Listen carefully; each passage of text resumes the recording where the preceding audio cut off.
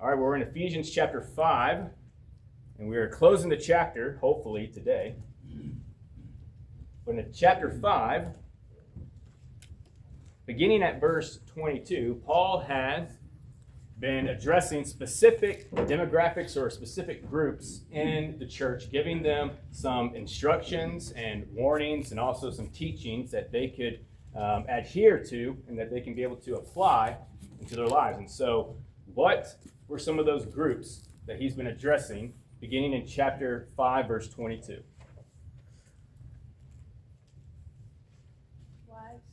Wives. All right. Wives is one group. And what are the wives to do? Be subject to their husbands. Be subject to their husbands. And husbands, what are they to do? Be reasonable. Be reasonable. Be reasonable and love your wives. Yes. Husbands are to love their wives. And Paul has been giving probably the perfect analogy or the perfect image or a picture, whatever you want to call it. The perfect analogy in regards to the husband and wife relationship. And what analogy does he compare the wives and the husband's relationship to? Yes, to Christ and the church. Absolutely. Yes, the perfect, I'm telling you, the perfect image that Paul could have possibly picked in regards to a comparison between the wives and husbands' relationship. What better comparison could you possibly make than Christ and his church, which is the bride? All right, so we actually are finishing up that demographic or that group specifically in the church there at Ephesus, but as well as with great application lessons for husbands and wives today. And so later, he's going to get into other groups, chapter 6, and hopefully we'll get into that today. But going ahead and kind of asking you the question, what are the other groups that he's going to be addressing? Children. Parents, specifically, which parent? Fathers, and we're going to get into that, yep. And then, I think somebody said it. What's going to be that last group? Masters and their workers or slaves. Yes, masters and their slaves, or yes, the employer and employee relationship. And then so yes, those are going to be the groups that he's going to be addressing. But we are finishing up the first group, which is the wives and the husbands. And I believe we left off right there at the end of verse 30. So we're going to be looking into 31 through 33. So can I get somebody to go ahead and read that, please?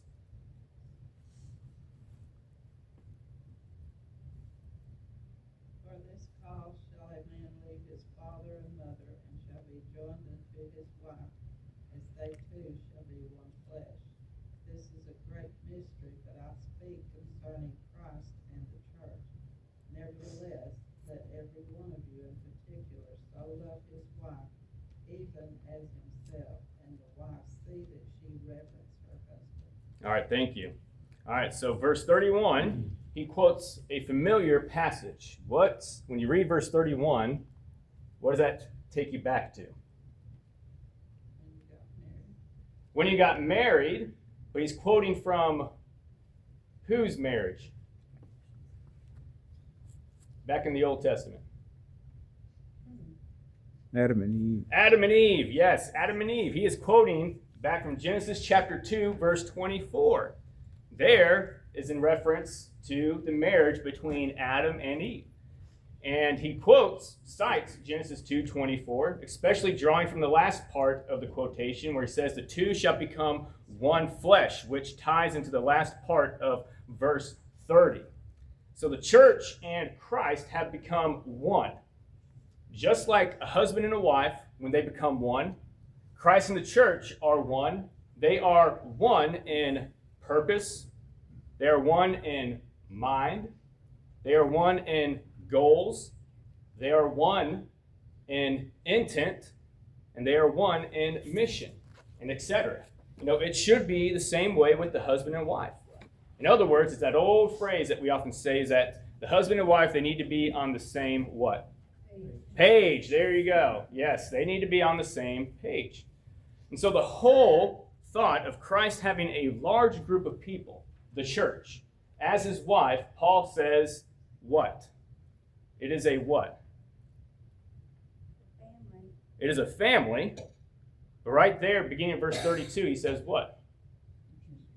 Mystery. Yeah, he says this mystery is profound. And I'm saying that it refers to Christ and the church. Let me ask you this. Could anybody have planned or guessed what the mystery of God was all about?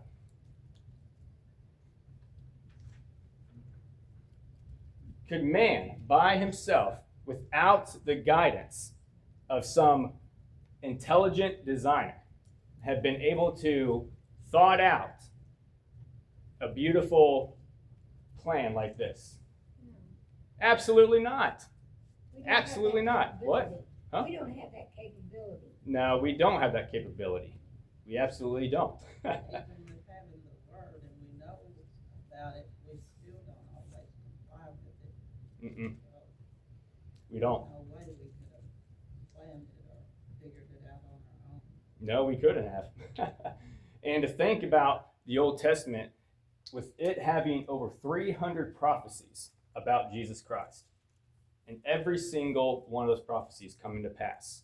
I mean, the chances of man in his finite human mind being able to come up with something, and for all of those prophecies that he came up with to actually come to pass, the chances of that happening is slim to none. Probably even below none in the negative. Yes, on my chart. So none of this could have actually come from the thought of finite human beings. This came about through God's divine mind. No one would have ever guessed of such a plan. But Paul says now that secret or that mystery is revealed. It is clear how important the church is to Christ. Now, this is the 5th of 6 times that Paul has used the word mystery. And in the other places in the book, when he has used the word mystery, it refers to the previously hidden plan of God to save all men through the work of Christ.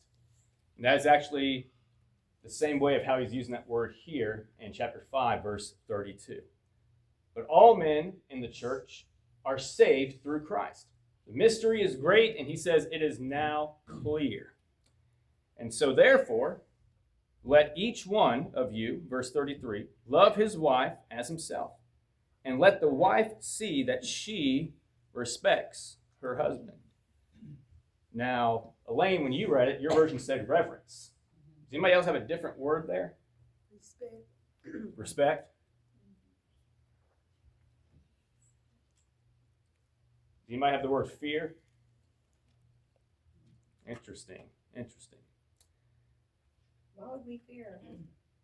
We'll get to that in a second. Hold on. Okay. The readers need to know that since Paul had made parallels between Christ and the church and the husbands and the wives, they need to hold marriage high and give it the honor it deserves. So each husband must love his wife. Now, what's interesting is that going all the way back, beginning at verse 22 to 32, here Paul uses the phrase, husbands must love the wives, the 3rd time. What have I always said when it comes to studying the context? Look for what? Look for continuation. Look for continuation of words or phrases. And so if he's using this phrase 3 times, from verses 22 through 32, what does that tell you? You better pay attention, husbands. This is important. You need to love your wives. Love your wives even as you love yourself. Now, this is the 2nd time, that phrase where he says as himself. That's the 2nd time that he has used it. He used it earlier in verse 28. How does a person show you that they love themselves?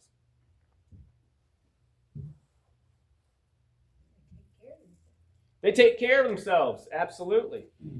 Now, normally, since we live in a society of very high-minded, prideful people, when we say that person loves himself, we kind of use it in a negative way, right? I guess in today's society, when we say that person loves himself, what do we need? What do we mean by that? What's that? Oh, yeah, conceited. What? Arrogant. I can't even say it. Narcissistic? Yeah. Narcissistic. Yeah, narcissistic, absolutely. You know where we got that word narcissistic from? Lex Luger. No, not Lex Luger, but he was narcissistic. Narcissistic comes from the Greek word narcissus, and it was in reference to, in mythology, the Greek god Narcissus. Narcissus was the Greek god who always walked around with a mirror, looking at himself and his reflection. Yeah. Y'all have seen that Disney movie, Hercules? Yeah. Yeah, the 1998 one. Yeah. Okay. Yes. Yeah, that was when Disney was good, but yeah, not any of its remakes today or anything. But yeah, the old classic 1998 Hercules, a cartoon one. At the very beginning of it, when it shows all the gods and the clouds and everything, and Olympus and everything, one of the gods is making some kind of joke, and he says, I've never seen such wonderful people, gathered together since the day Narcissus learned to love himself. And it showed the guy going, kissing himself in the mirror. Yeah. But that's where that word comes from. Narcissist, when we say a person is a narcissist, we say that person thinks the whole world revolves around them. Yes. They're so in love with themselves, in love with himself, that he's arrogant, he's prideful, he thinks everybody needs to, follow his idea. They need to be in favor of his ideas and opinions. And basically, he thinks that he's number one, that the whole world revolves around himself. But is that how Paul is referring to that phrase, love as himself? No. Because, when you think about it, even when we look at the greatest command, when Jesus was asked, what is the greatest command? He said what? Somebody quote it to me. Love your neighbor as yourself. yourself. No, love God. First you gotta love God. Love God with all your heart, soul, strength, and mind. And the same like it. Love your neighbor as what? Yourself. Absolutely. And so, the biblical way of loving yourself is when you care for yourself. You take care of your body. You eat the food, the substances that your body needs. You get the sleep that your body needs. And so you're taking care of your body. So just as you would take care of your body, you need to show that same love toward your wife, the husband says. I've always, I think this is a fact, honestly, and so you can take it for what it's worth, but in my experiences of marriage counseling, especially on the reservation during that time, and just from a lot of case studies that I've read and learned from, one of the major reasons why husbands are actually very abusive to their wives, either physically, emotionally, mentally, is because they hate who they are. They have a low self-esteem of themselves, and so what do? They take it out. Now, I don't want anybody to think, saying that doesn't excuse them for abusing. No, it does not. No excuse for abuse at all. But maybe perhaps we can be able to use that information that we receive from, and if it is true with this specific husband who's being abusive, maybe perhaps we can use that to get to the nitty-gritty thing of what's going on deep in his heart and try to fix that problem. But he's not going to be able to fix it unless he allows Jesus Christ to come into his heart and to be able to fix those issues. So without Christ, you're not going to be able to accomplish it. That is a fact I truly believe. But anyways, let's not chase that rabbit, all right? But the text of what Paul is trying to say about the husbands is that let each of you husbands love his wife as himself, and let the wife see that she respects her husband. So while the husband ought to love his wife, meanwhile the wife is to what? Respect the husband, or revere the husband. Now, I will say that this word that's used for respect or reverence is an inconsistent translation of the word. Because if you're going to translate it consistently, then you need to translate it how it was in the earlier verses. Because this is the same word for fear, where we get that Greek word phobos. Now, you might be thinking, so you're saying that the wife needs to be scared of her husband? No, that's not what Paul is indicating. what he's trying to bring to your attention is to bring back the full circle of what he has been discussing. Go back to where he first started the discussion.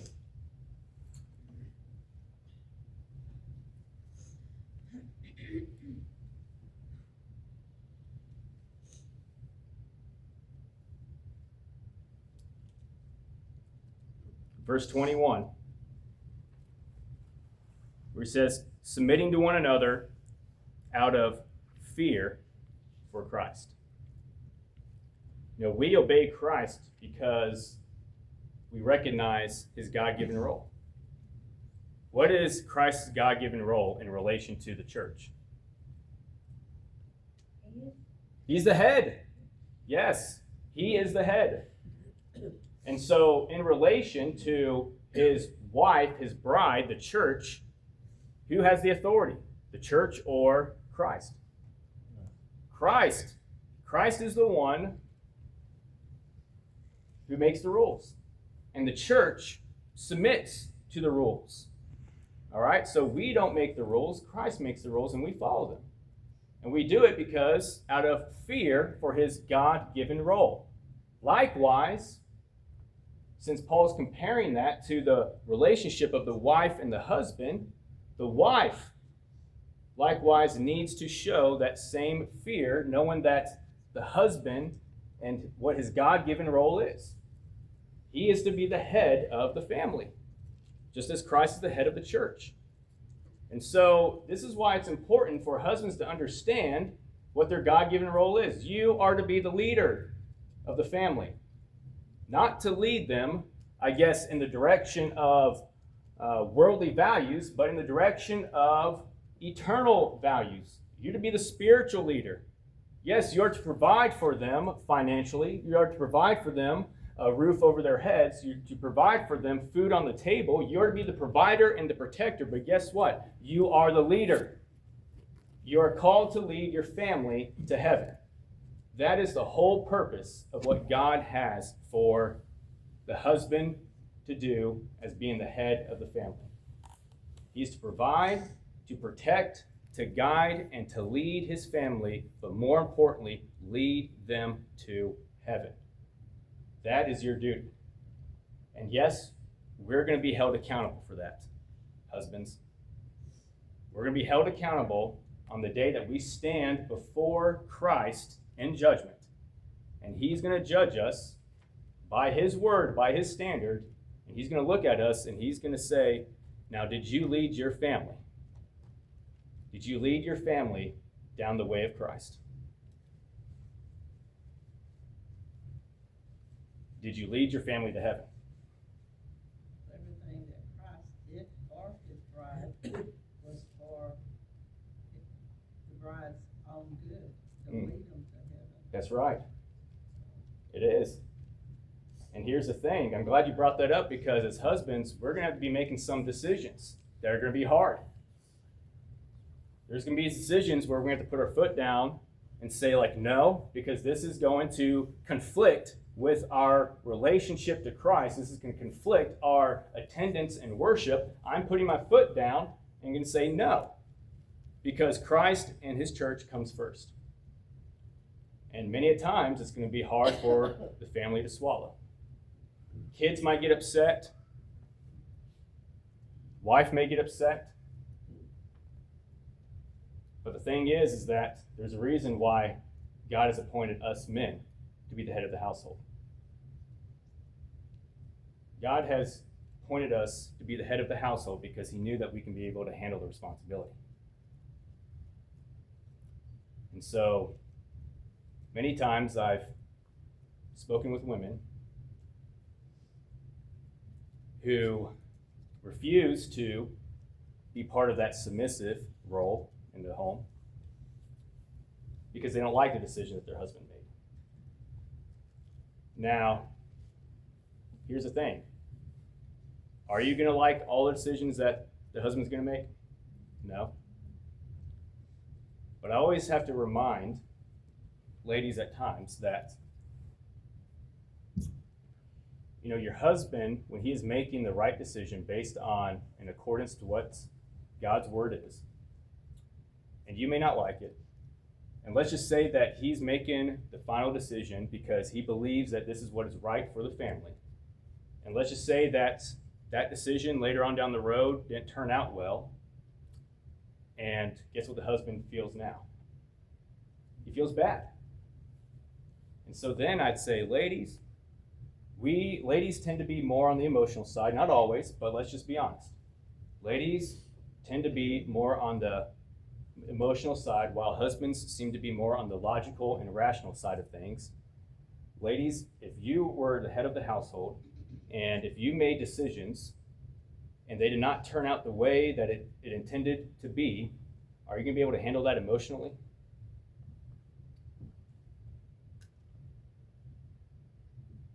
Most would say no. Emotionally, it can be very overbearing. And so most ladies would admit, when I ask them that question, they'd say, actually, no, I would not be able to. That is why husbands need to step up and fulfill their role in the home. Knowing at times that when the decisions that you're going to have to make are going to be hard and tough, that your family may not like at certain times, well, you're going to have to bite the bullet, suck it up, and understand and know that, hey, they may not like it, but in the long run, it's going to be worth it.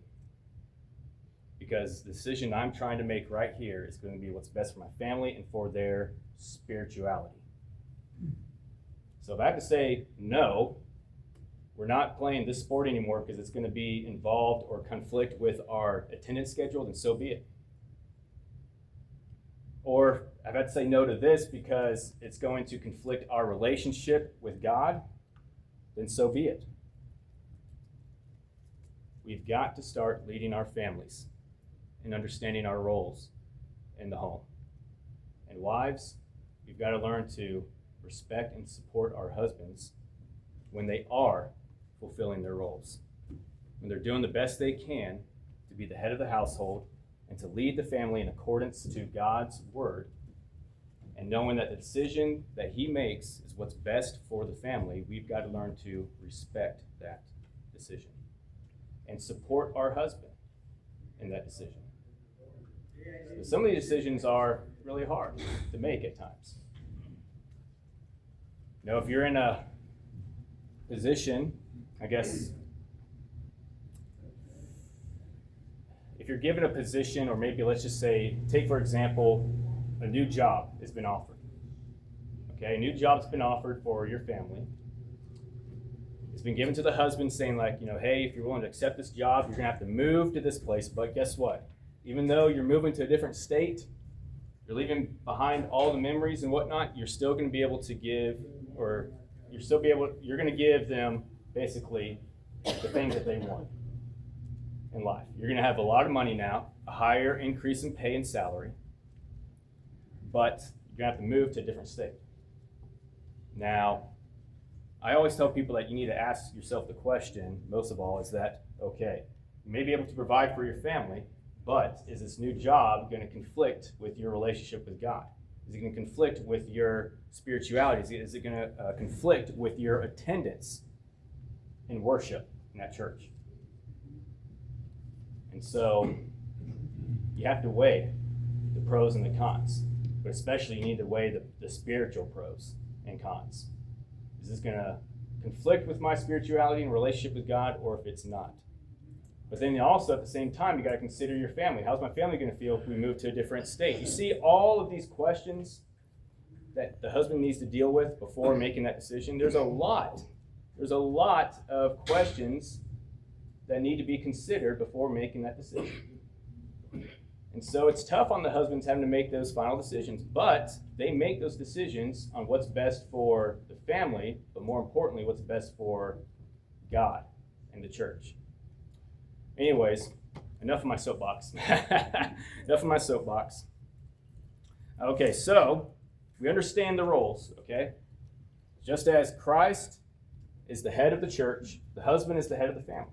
Just as Christ loved the church, the husband needs to love the family. Just as the church submits to Christ, the wife needs to submit to the husband. All right, so now we kind of have a better understanding of that demographic or that group. Let's go on to the next one, chapter 6. Let's read chapter 6, verses 1 through 4.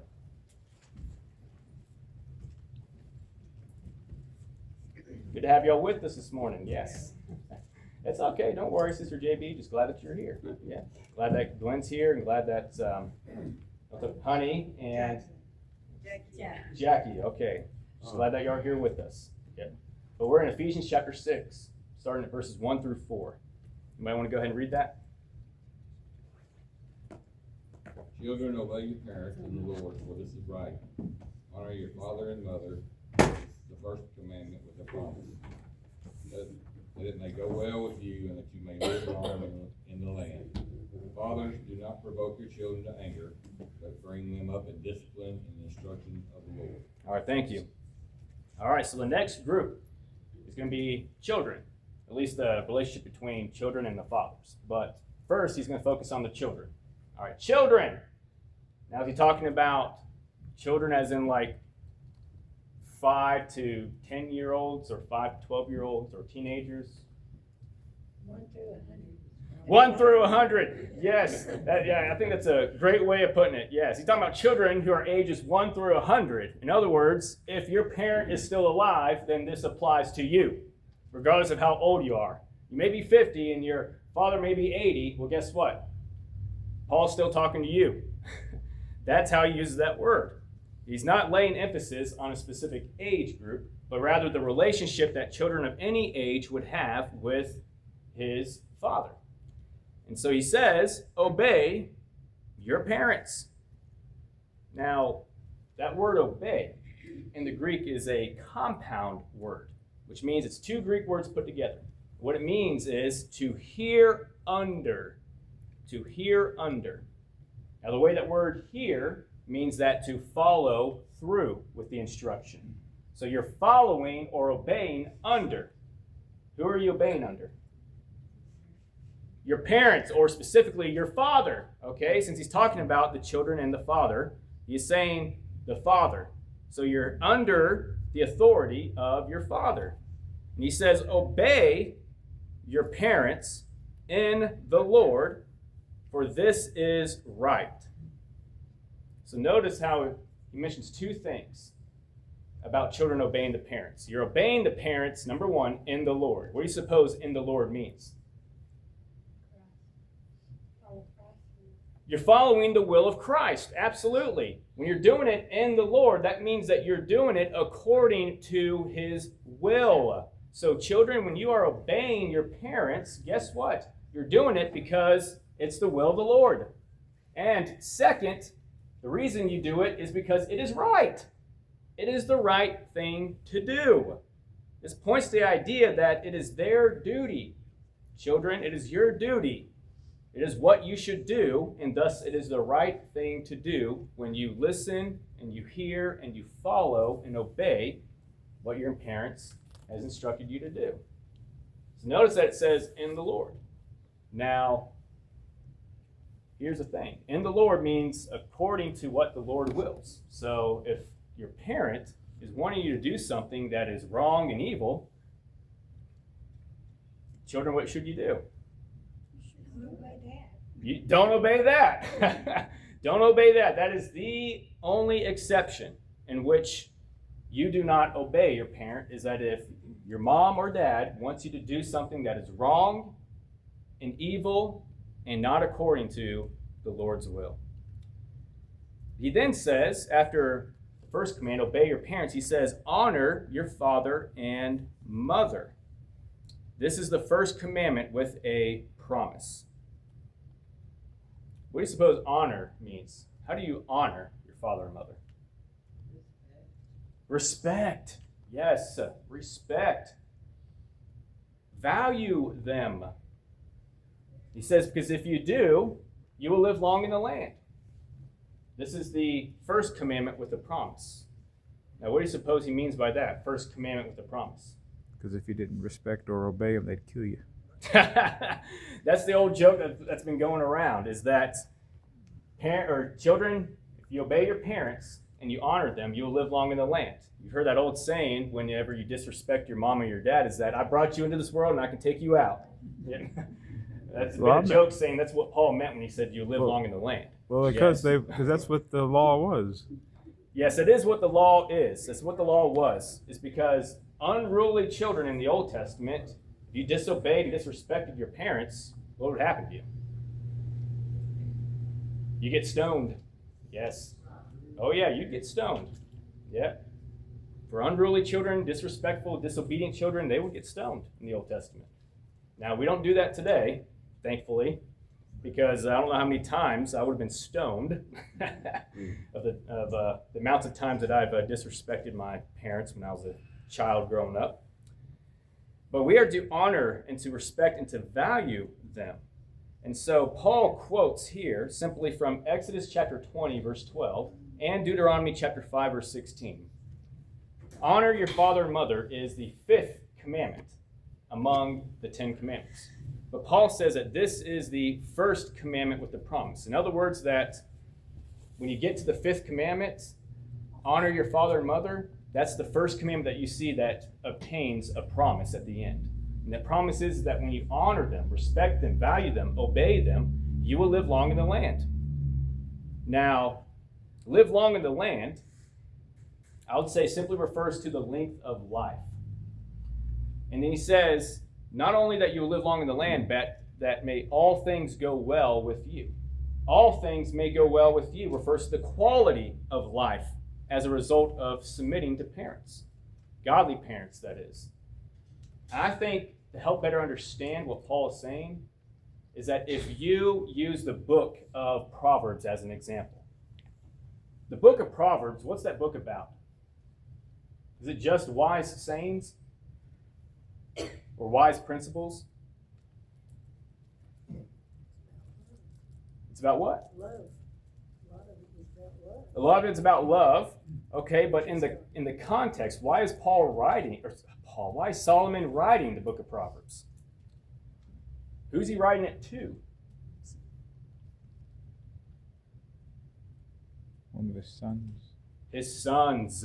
Yes. Paul, why do I keep saying that? Solomon. Solomon wrote Proverbs to his sons. And he is instructing them, teaching them, guiding them in the ways of life. But not just in the ways of life, to have a better life here on this planet, but also a better life in the hereafter. He is guiding them through this life, but also in the spiritual direction that his children need to go. And if his children, many times in the book of Proverbs, he has told his children that if you listen and heed my words, son, you will live life long in the land. In contrast, he also explains what will happen if you don't heed the instructions. What happens when ungodly parents are not doing their duty and responsibility in teaching and instructing their kids? What often happens to those kids later in life? Fall away. They fall away. Or they never even get started. They never even get started. Why is that? Because they weren't taught early enough to learn it at an early age so that they can keep growing. Yes. But they're going to grow one way or the other, whether it's going to be in God or if it's going to be in worldly stuff. So they need somebody to lead them and to be there to tell them what they need to do and what they need not to do. Yes. Yes. I think you just really hit the nail on the head there. Because if a child is not being brought up in the ways of God, then they're going to be taught in according to the ways of the world. And in the ways of the world, what do they tell you about life? Basically, do what you want to do. Yep. Live it up. It's a short life, so live it to the fullest. Next thing you know, you have your 14, 15-year-old son going out to a party, getting drunk, drinking, and then he decides to ride with one of his friends who's able to drive, who's also under the influence, and they crash their vehicle, and they all die. Well, they didn't live life well because they made poor choices. And they didn't live life long on the earth because of those choices they made caused them their life. So Proverbs is a beautiful book that is written under the inspiration of God. It's God-breathed scripture. And even though that a lot of the principles and those wise sayings that Solomon provides in that book is written for his sons to be able to live well on the earth and to make good choices, it still applies for us today. That is why I love the studying that I'm doing through Proverbs. Those daily devotionals that I'm sending, because I tell you what, man, it hits me hard a lot. I'm just like, man, it's like, if the world, if all parents could just be able to study through this book with their children, man, I guarantee that I believe that our children will be making better choices in their lives. Choices that will help them live well in the earth and to also live long in the land. Okay, anyways, enough of that soapbox. Good stuff, though, am I right? I think the bell rang, right?